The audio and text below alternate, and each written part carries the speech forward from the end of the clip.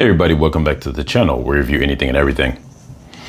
And today I'm getting into an updated look at my Lego Armored Marauder alternate spaceship build. I'm gonna have the link, I'm gonna have the number of the set is gonna be in the title because I don't remember it off the top of my head right now. I think it's 75311 maybe or something like that. I can't remember, so it's gonna be in the title.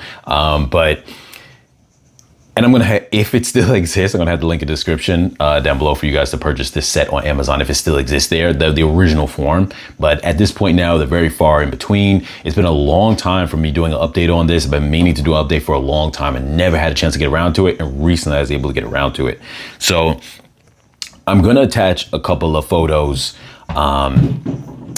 of the last build, the way I had it looking, along with in the description the previous video, so that way you can kind of get a look of how it was before. It for the most part was about the same, but there's a couple of little cosmetic changes, little interior changes, and I was able to finally put on some engines, which is a long time coming. Now, starting with the exterior and getting into the main thing was the engines. The engines, I actually purchased this set a long time ago because I bought it for the purpose of the engines. Coincidentally enough, one thing I also got out of this was the fact that the Mandalorian figure was actually a more updated version than the previous Mandalorian figure that I had from the micro fighter of the Razor Crest. This one had a little bit more details on it, so that was actually good. But I really purchased this because I needed engines. I was looking at a couple of sets to buy. I ended up going with this one at the time. It was on sale. This is now well over a year ago. For the engines, because I knew I needed to build some engines, and I had to figure out how I was going to do it, but I knew I wanted them to be pretty big and beefy. And so I went with those as the design. So before I break down into the design of all the little upgrades and this and that I did, I'm just gonna give a quick little rant of the in-universe story because I kind of like the idea of that when it comes to this. So this is Greef Karga's ship. Essentially, he took an Armored Marauder, he split it in half, and then he welded it back together except wider than it was normally. He then, for a long time, was not able to leave the planet of Navarro because he did not have warp drive engines. He just had the engines that came standard on it, which were just enough for him to fly around a universe, but didn't have these warp drive engines. Now, recently he was able to get a hold of the N1 Starfighter engines and enhance them, as you see here, and now he has warp travel, allowing him to now fly wherever he needs to go into the universe. And he is pretty much a smuggler. That is what he does. He doesn't do bounty hunter work. He is a smuggler. So that is the background story on this ship here. So first I'm going to jump into some of the exterior items that I changed, and then I'm going to get into a closer look at the engines. Let me just grab something to point with here. So some of the things I did cosmetically was, and most of these cosmetic changes were actually pieces taken from two different piles. I bought extra pieces that I was going to use to upgrade for this set from Pick a Brick one Lego, and then also from that Mandalorian set you just showed me, that I just showed you guys a second ago. And that's kind of really where all the extra pieces came from. Don't mind, it's a little bit dusty, hasn't really been picked up in a minute. So I added these to smooth it over. A little flat plate there underneath it, and then these kind of pieces which came with that set there. The flat plate pieces were part of extras that I bought for this, so I put those here and I changed that up. I had this piece over there and I've now moved it over here to be a little more streamlined. Over here there was just that tan piece that you see there underneath was showing, so what I did was I just used that to cover it, which looked nice. I didn't mind that look before. It looked a little more rough at the time and it was cool, but then I ended up using that to add to that. Now this right here, I used this just to smooth this off as well because this had no lining pieces on the side there. So I did that, which I thought looked nice. In addition, you can see the black line here. So let me try to pick this up. That black line here that you see And one of the posts, then one of the pictures I would have posted a little bit before this point of me talking, you would have seen that when this was removed off of the top, I just had 2 red studs on this side and 2 red studs on that side, the translucent studs, to make it where that's easier to pull off and on.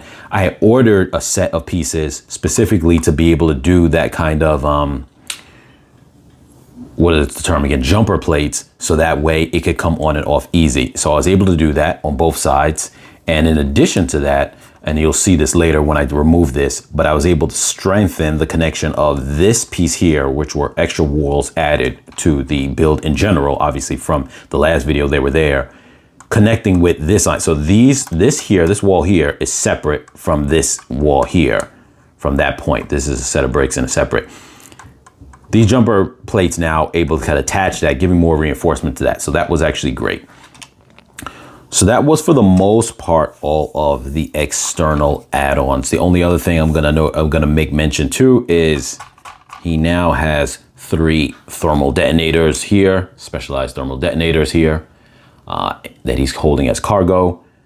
Not cargo, but it's part of his weaponry. So you have that option. One other thing that I want to also show is on the bottom. I always wanted to have engines to boost upwards, even though in the past his thing was able to fly upwards, but it wasn't as good, we're gonna say, in terms of in story. So what we did here, oh no, holding it from the wrong area. That's one thing. It's not good to hold it from this back area here.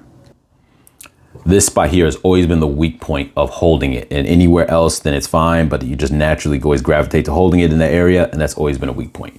So let me try to make sure not to hold it in any such area. So here we have the thrusters here down below, which make it like, you know, to lift up. Now these were obviously the pads that came with it for the purpose of gliding around on the floor, because this tank was supposed to be like a hovering thing when it was in Armored Marauder tank form. So I left those there, and they also create stability in locking certain things together. Like the doors here, the wings here, not these wings, that helps them support. Now, these here now, what's nice is the height of these thrusters are lower than the height of these round plates. So that way when sitting down, they're not touching the floor, but when it lifts up, you can kind of see them as if they're thrusting. These are thrusts shooting downwards, pushing it upwards. So I just think that looks nice. So when it's lifting up and then you have like an overhead view, you're seeing it like that. So I think that was cool. One other last thing for the exterior, there's not a big deal. I added that on it just for a little bit of decal on this side and the other side as well. Now, getting into the engines now, 2 things. I never wanted to break apart this whole little side piece. I thought this piece is engineered so well, it looks so nice, and those engines look nice too, but those engines weren't strong enough for the idea of warp travel and really space travel. So, but I didn't want to take them apart. I really like the way they look, even though this whole panel is a perfect spot for an engine. I didn't want to do that. Then later on, when I knew I was going to mod things, I was going to plan on putting them on top of these little wings on the bottom. But as I started playing around with it recently to make this build, I wanted to do it where it was pushed in so far that it looked like it was part of the build. And I'm going to take this wing off so you can kind of see how that looks. But essentially, I didn't want it at the edge of the wing. I wanted to feel like it's actually connected in there, or like when he did his mod work, when Greef Karga did his mod work, that it really kind of did it in a way that it looked seamless while you still know it was an add-on, but it looked seamless. And I'm going to get into that because what you can see, let me see if I can zoom in a little bit more here.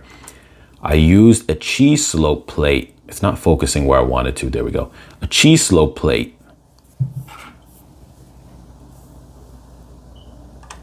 Back there, that gray one. And now what it does is by fitting it right in alignment with this little open area, it's stuffed in there as deep as it could be, but the cheese slope allows it to be flush, where if there's a flat square edge, it wouldn't be able to do that. And then what I also wanted to go with here is I added some extra blue around here because the idea is that this is energy kind of coming out of it, almost like the exhaust vent. So you see a bright light of blue energy coming from the top. You see the blue energy coming from even the front and obviously from the back when it thrusts out. But it's like this constant, like just obviously if the ship was parked, you wouldn't have these things. But obviously when you build a Lego ship, you're going to still have the thrust boost just there. You're not going to take it off. But the idea is when it's in motion, it's similar to Kylo Ren's lightsaber where it's blasting energy all over the place. This has this kind of, it's not in a kind of uncontrolled way. It's actually in a enhanced premium type of enhancement or modification on the thrusters that make them even stronger. So it constantly has this additional flow of energy flowing out even from the front and from the tail end of the engine. So I'm going to take this wing off really quick. Okay, so you could see here, this is the natural spot that was always there in the build, in the original build, because that was something that was never changed. So I'm just trying to hold it as best as I can, because when you hold it like this and I'm turning it sideways, I'm not holding it in the best spot right now. So, and I don't want the other engine to fall off. So you can see here, the way it curves in, it's not slanted. This is just straight up, but these curved pieces, these slanted pieces make it look like that part's slanted, but it's just dark in there so you can't really see, but it works. And then these pieces right here, I love the way it's built, but I pretty much made it to where the engine slides in right inside there. So it ends up being where it fits flush in there and it's able to go in deeper. So it looks like it's actually connected with it. It doesn't look like it's just add on to the wing. It looks like it's connected with the actual body and like there would be connection points going into the body by doing it like that. Now, let me just bring this down and we're going to take a look at the engine up close. So here we go here. Basically almost the same design as the one from the N1 Starfighter, like you see there. But the only thing, and I had some of these blue pieces I bought as from Pick a Brick as extras. What I did is the connection point is different. So it had this extra block brick there, but this circular brick I had already, I bought that extra from Pick a Brick as well, because originally I thought I was gonna have to use that for the engine point to come out of, so I was able to use it. And the cheese slope came from that microfighter set as well. I was able to put that on a piece there. I put it on a L-shaped 2x2. Then I put another blue, light translucent blue stud there to make it also look like I said, some of that extra engine exhaust is coming out from that way. So it's flowing out from that way as well as coming out this way, or at least the light of it is coming out that way. So yeah, I wanted that to kind of give this sense. Like I said, these are very just powerful engines and they're modified. So they're not the standard engines that would be on the N1 Starfighter, but they are from the N1 Starfighter. That is the idea in universe, is that it's from the N1 Starfighter, just modified to now have, similar to the way that Mando's new N1 Starfighter, which is what obviously that this one is based off of, but this is a microfighter version, has enhanced, I think it's sublight engines to go very fast, but not warp drive. This is that same kind of design, but even more enhanced to actually do warp drive. Now, we're gonna change up camera angle a little bit, and then we're gonna get a little overhead so we can kind of see more of the interior details that have been changed. Okay, you guys, so jumping into this part here, like I said before, now this is easier to be removed. I'm going to remove essentially almost everything on the top here, so it's just easier to see. Like I said, this piece now comes off and it's better connection points. Like I said, if you look at the earlier photo that I showed, the connection points here are a lot more streamlined and smooth. We have my Dash Rendar figure here taking a nap. I'm gonna take this whole panel piece off as well, so you guys can see in here even easier. And surprisingly, this has always been a point that was able to come on and off relatively without a problem, and it didn't disturb the flow of anything else. So now I got to get used to those engines on the side and never hitting them, because that seems to be a thing that happens pretty often now. So let's see. So what we'll start with, first off, let's get Dash out of there. And what's interesting enough, though, is that Dash Rendar is actually, he would be around during the time frame of this. So that's actually pretty cool. Let me just jump into the bunk bed. So I'm going to pull them off. I actually decided to, let me try to get him out of here because he's sticking in here.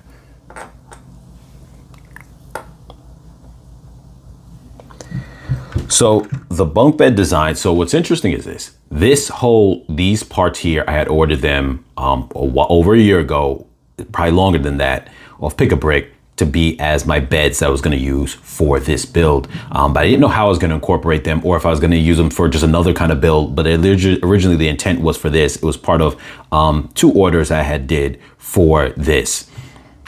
Now, the thing that was interesting was that, if you guys remember in a past video, I did a mod for the Star Destroyer set, and I tried using a bunk bed set, different bed layout here than these colors. These colors were meant for this right here. That's why I purchased them. But I did a different layout using parts that I believe was either with, some of the parts were with that set, but obviously modified for this kind of little bunk bed setup. And so I had 2 sets of these bunk bed setups. And I had used it in that build. And the other one, I had 2 of them at the time. One wasn't being used. The other one I tried to use inside that set. And I don't know if I tried to use 2 of them inside the set. I think I may have tried to use 2 of them in that set, actually. And it didn't fit. The problem was there wasn't enough space for that. But I say that to say that's where like the context of, originally didn't have an idea of putting a bunk bed in this set. I originally just had an idea of putting a single bed in it somewhere, which you can see in that first image. I showed you that there was a bed there previously as a placeholder because it was a cheap looking bed setup. Afterwards, I used the bunk bed setup. I tried it on the the Star Destroyer. I didn't like the way that it fit there because it wasn't big enough. I later on used that in my mod build of my UCS Jango Fett Slave 1, and it worked there perfectly for an interior set. It's also used for holding the prisoners who are, he is captured for his bounty. It also could be used for sleeping quarters for him and his son if need be, or whatever the case is. So that part was actually pretty cool as far as that fitting there. So then I said to myself, let me try to see if this will fit in here. And it just actually fits perfectly and it works. Now, the only flaw I'm going to say is, and it's minor, I'm going to throw it in there first and then I'll explain it. And that is,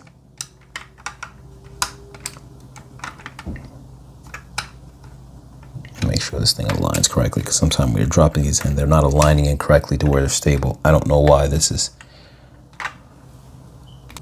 All right, there we go. That was a little bit challenging.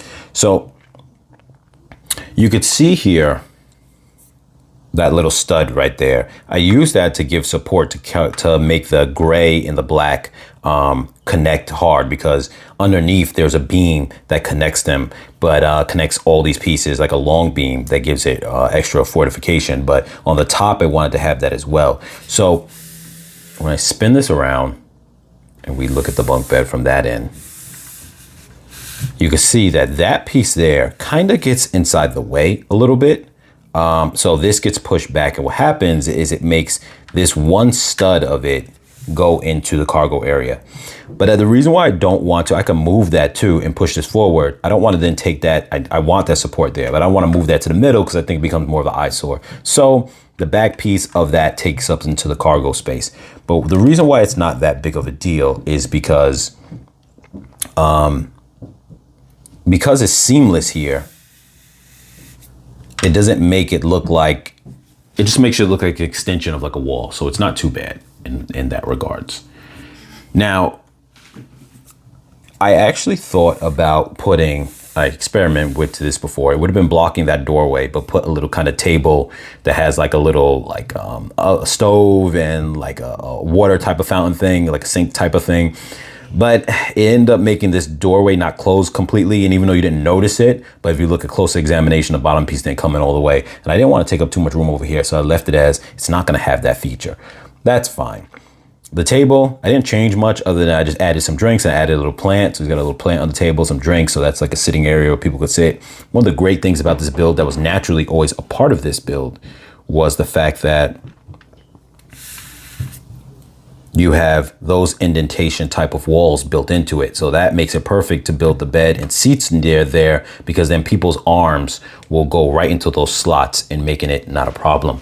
Now, the cargo area here, I always kept this doorway here because I always liked the idea that that's the entrance to go into the cargo area from inside the ship. And obviously you have the back entrance over here to come in this way.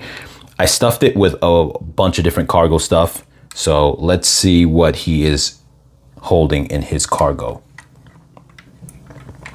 And I bought a bunch of these, and I recently, not all that long ago, had put them in all my other ships that I have, the Razor Crest, the Millennium Falcon, the Ghost, just to give it that whole, these guys transport with different cargo. I thought it was really nice, and it was a nice fit. So on this one, he's got nothing in that one. That one's empty. In this one, he's got a bunch of pastry, cakes and stuff like that.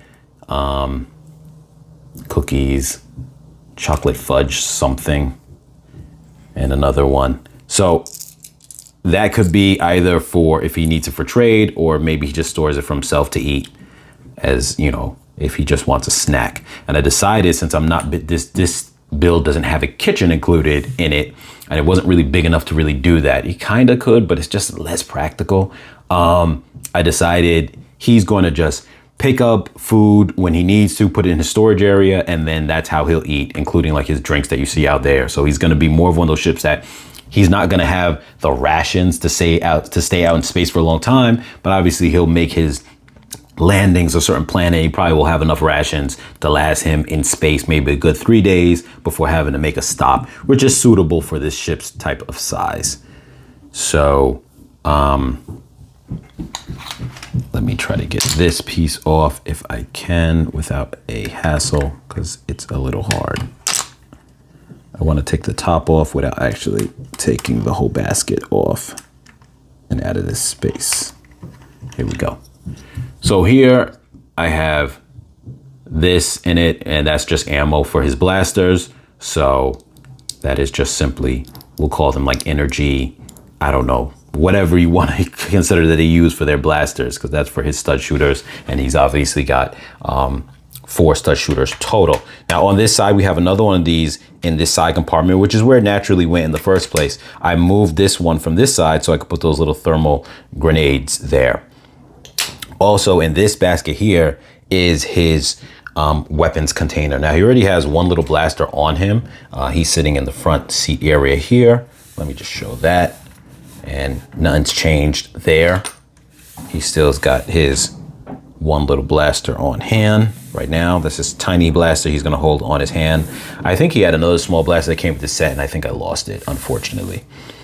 So this right here is his extra storage of weapons. Let me grab them out with a tweezer so I don't have to flip the whole thing upside down.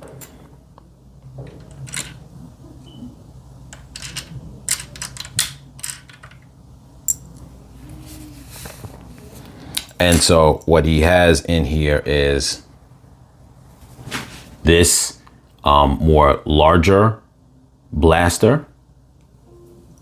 And then this is a put together rifle type, which has the base of a similar type, but then you put on the attachment similar to the way you have Fennec Shan has her, sniper rifle. He puts that on, and then if he wants to do heavy damage. So this is one of those things where, when he needs to, he could do that. And he keeps that inside the back there if he ever needs to wreck shop. So that is, and obviously if there's days where he's got to do transport, maybe he will take this out from the back, put those guns somewhere else, just laying around in the upper area. And from there, let me see, I hope this is, if I put those guns in here the wrong way, they're not closing. So let me see here. Okay, there we go. So yeah, like I said, there we go. Put these back here. So it's not a whole lot of cargo room, but it's enough. Like I said, he does transport. You can see it's, this takes away from it being a full 3 studs by, I think it's 8 studs. 1, 2, there's 4, 8 studs. Yeah, so it would be 3 by 8, but these two studs here from the bunk bed are minused from it. For the most part, it's a 3x8 space for cargo. And what I liked is by doing this now with the containers, makes it more fitting for a cargo space, because before it was just an open area. Now it's like by stacking it, it fits like nice in the Star Wars universe, where he'd be stacking up his containers. So he doesn't have a large cargo area, but he has a cargo area. So I like that. And so he's not going to transport heavy, huge things, but whatever he can fit in his containers, or if not, he still has the entry space here to use as extra. Like if he needs to take all those crates, put them here, it might be stuffed, but then he can use that backspace for other bigger things, maybe a small speeder bike. I once had built a tiny speeder bike that I put inside there for him, or any other kind of thing he needs to do, or even just smuggling people if he needs to do that and get them in and out of places. That's his task. So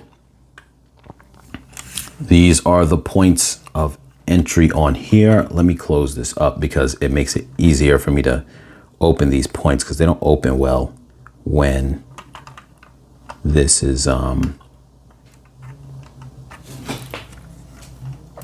this gives the support for it. So when this top piece isn't here, opening those doors sometimes makes the doors fall to pieces a little bit. Not fall to pieces, but you get what I'm saying. So we're gonna do that there. And so that's the entryway to go in. And essentially, like I said, if that space needs to be used, you can enter on both sides, but if that space needs to be used, that space can be used for, you know, like I said, extra storage if need be. Obviously, it's not the way you'd want to do it, but you know, if you're in a pinch, it is what it is. Now, another thing too, we're going to take a look at the front. I'm going to close this up right here now. That's another thing too. Like I said, this all reinforces the strength of this. I put those there, which cleaned the whole look of that up a little bit compared to the way it was before. If you look at those earlier images that I just posted at the beginning of this video. Close that up there, close off the side entrance. No, I'm gonna leave them open just for a little bit of light to pass through, because I wanna show this inside here. Now, over here, he's got, let's see if we can see this well. I'm gonna try to zoom in there, get some light coming in there.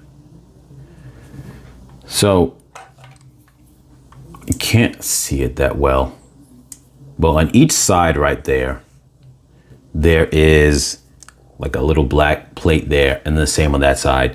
Now, if a person is facing towards Greef Karga, like their back is against the wall this way and they're facing that way, two guys could sit inside there. Now, it's not really the space for him to need a co-pilot, but if he needed to, he could put two extra guys there in a pinch. Obviously, if I wanted to put guys in there, it's not easy for me. I'd have to take this piece off right here. Matter of fact, let me just do that, because it's actually not a hard piece to remove, and it will allow you guys to see it better, and it shouldn't cause any damage. Let's hope that it doesn't cause any damage. There we go. Comes off relatively easy. Like I said, everything kind of looks somewhat makeshift, but that was the idea of it, that it's one of those things where it's just, he put it together, just really gutted the whole thing. So that's why you got these parts here just like that. Matter of fact, I could just remove these right off, and that shouldn't even be a problem either. So you could see there how you got the spots right there. So someone could sit there, and then you can just obviously freely walk from there to the out through there. Now that doorway piece gives me structure, I'm sorry, I'm looking from outside of the camera. That doorway piece, that lining there, gives it structural stability, but I would have wanted that to just be the doorway that it could pass through, but because his seat is there, it doesn't really work like that. So he would have to enter from these side points on each side, which is fine. And then, like I said, the other people could sit there if he needed them to, but most of the time he'll be able to fly this on his own. He doesn't need additional people to fly it with him. So yeah, let me change up the angle on this a little bit. Hey, sorry, I was trying to get those pieces on, and I don't know at what point that I continued or didn't continue to record, but I like the way where it is right now. I like the finished product, and I'm fine with it. The only thing I really needed to the biggest change I needed was having those extra engines, so it made sense as far as this thing being able to do that type of travel, and that is where it's at now. So let me just change this angle a little bit, you guys. So I'm happy with that. I'm happy with where it is now. The engines was the main part, like I said before. That's where we're at. This ship is where it needs to be. I really like it. It definitely works as a home. It also works as like a smuggler ship. It works as his little transport. It's just all these kind of things in one, similar to all those other bigger ships, but in a lot smaller of a size. And like I always say before, I'm no master builder, but I'm a fan of the way it came out. I'm also, like I said, a big fan of having these things on the bottom too, so when it's thrusting upwards, it looks like this bringing it upwards, and then the main engines are thrusting it forward, and I like the way it came out, so I think it's cool, and I'm finished with the build. Let me know what you guys think down below. One of the other previous videos I'm going to link in it kind of really tried to break down. I don't have instructions on it, but I try to break down just in detail, opening some parts up like I did here, and just going off the basis of how I did it. So hopefully that video will help you guys get you to the base point of the original photos I showed to you, and then the extras I added on obviously are self-explanatory because they're all just on the exterior, just simple plug and play as far as those went, so those didn't really require anything extra. So if you guys want to end up trying to mimic this same kind of build, as always, you guys like, share, comment, subscribe, and I'll catch you guys in the next video.